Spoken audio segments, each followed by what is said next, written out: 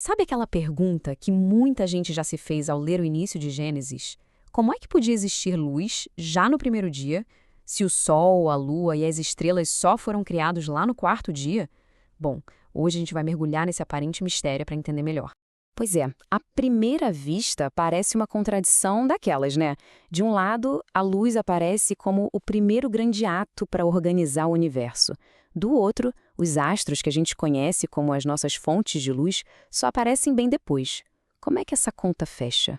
Então, para a gente desembolar isso, vamos olhar bem de perto o que o texto diz sobre cada um desses 2 dias. Eles são cruciais para entender a lógica da narrativa. No primeiro dia, o comando é simples e direto. Haja luz.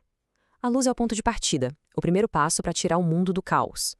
Ela é apresentada como um elemento fundamental que vem antes de todo o resto, como a condição básica para tudo o que viria depois. Aí a gente pula para o quarto dia. É nesse momento que são criados os corpos celestes específicos, o Sol, a Lua, as estrelas. E a função deles é bem clara, né? Governar o dia e a noite e também servir como sinais para a gente marcar as estações, os dias e os anos. E olha só que interessante. Quando a gente coloca os 2 dias lado a lado, o conflito fica ainda mais evidente. Já existia luz e já existia divisão entre dia e noite antes mesmo das fontes de luz que a gente conhece. Então a grande questão é, como é que a gente resolve esse quebra-cabeça? Para entender isso, a gente não vai encontrar uma única resposta científica, e talvez nem seja esse o ponto. A melhor forma é seguir uma série de pistas que a própria análise do texto, tanto teológica quanto literária, nos oferece. A primeira pista, e talvez a mais importante de todas, é entender que a preocupação principal do texto não é criar uma linha do tempo científica. A grande preocupação é passar uma mensagem teológica muito forte. E pensem só, na época em que esse texto foi escrito, isso era uma baita de uma ousadia. Ao dizer que a luz veio antes do Sol, a narrativa faz uma declaração de poder. No mundo onde os povos vizinhos adoravam o Sol e a Lua como deuses poderosos, esse relato os coloca no seu devido lugar. Eles não são deuses, são apenas luzeiros, servos. Fica claro que a fonte de toda luz é o Criador, e não a sua criação. O teólogo Karl Barth resumiu isso de uma forma genial. Ele disse que essa ordem dos acontecimentos é um franco protesto contra toda e qualquer espécie de culto ao Sol. É uma maneira de dizer que as forças da natureza não são divindades, mas sim parte de uma criação organizada e com propósito. Ok, além dessa mensagem teológica poderosa, tem uma segunda pista. É uma interpretação que sugere que os eventos são descritos como se fossem vistos por alguém que estivesse aqui, na superfície da Terra. Vamos ver como essa ideia funciona. A ideia aqui é a seguinte: e se o Sol e os outros astros já tivessem sido criados, mas estivessem escondidos? Imagine uma camada de nuvens muito densa cobrindo o planeta todo. Essa cobertura permitiria que uma luz chegasse à superfície, mas seria uma luz difusa, sem uma fonte visível. Daria para saber que era dia, mas não daria para ver o Sol.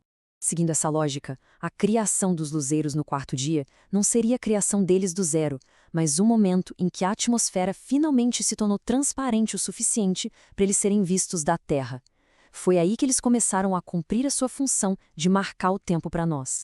E essa ideia de lógica e função fica ainda mais interessante quando a gente olha para as palavras originais usadas no texto em hebraico. A linguagem ali é super precisa e nos dá uma chave de ouro para entender tudo isso. E, gente, essa diferença é tudo. Pensa assim. Primeiro, o elemento em si, a luz, é criado. Só depois é que os recipientes ou os geradores dessa luz são colocados em seus lugares.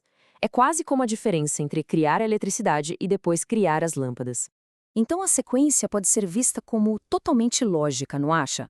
Primeiro se cria a matéria-prima, a luz. Depois se criam os mecanismos que vão administrar e distribuir essa luz.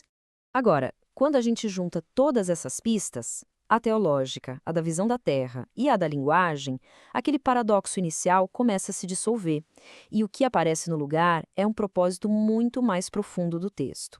No fim das contas, o objetivo aqui nunca foi dar uma aula de astrofísica.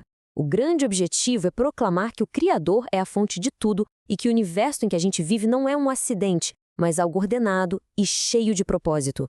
A forma como a história é contada serve exatamente a essa mensagem. E é com essa reflexão que a gente encerra. A pergunta mais importante talvez não seja como tudo aconteceu em uma ordem cronológica, mas sim por que foi contado dessa forma. A estrutura do texto aponta para uma mensagem bem maior, a de que por trás de tudo existe uma ordem e um propósito que vão muito além da simples sequência dos fatos.